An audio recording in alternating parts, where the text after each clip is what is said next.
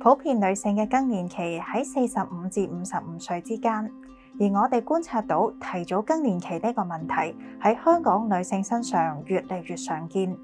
若然喺40歲以前，女性嘅卵巢功能衰退提早發生，就係卵巢早衰啦。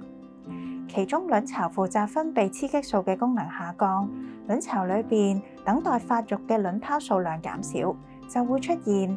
月經停閉、經量減少、經期提早、陰道乾澀、行房意欲下降等等嘅情況。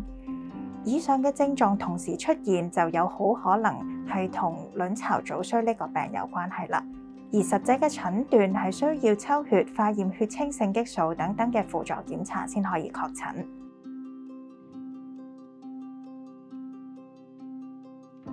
首先會出現不孕嘅問題，卵巢早衰嘅女性較多會出現排卵嘅障礙，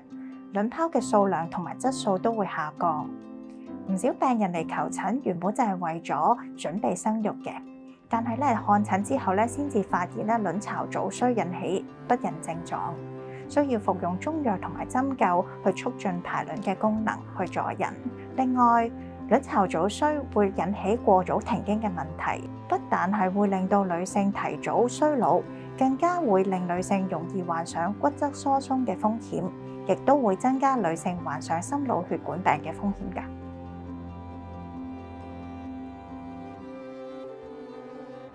中醫經典著作《黃帝內經》提出經水出諸腎，中醫認為月經不行、提早收經係以腎虛為主因，再加上身體嘅肝鬱、血瘀等等因素，令女性較易患上以上嘅疾病。而腎虛可以係本身嘅體質虛弱、長期捱夜、缺乏休息、接受婦科卵巢嘅手術，或者頻繁使用輔助生育技術而引起，損傷到腎氣，影響卵巢嘅功能。其次，肝氣鬱滯嘅女性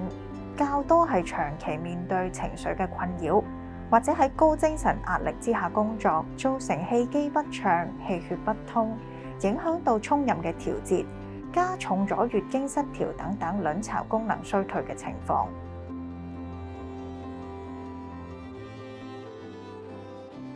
就中醫治療方面，喺臨床上邊觀察反映，運用中醫補腎調肝法用約3個月以上，能夠改善卵巢早衰、月經停閉嘅問題。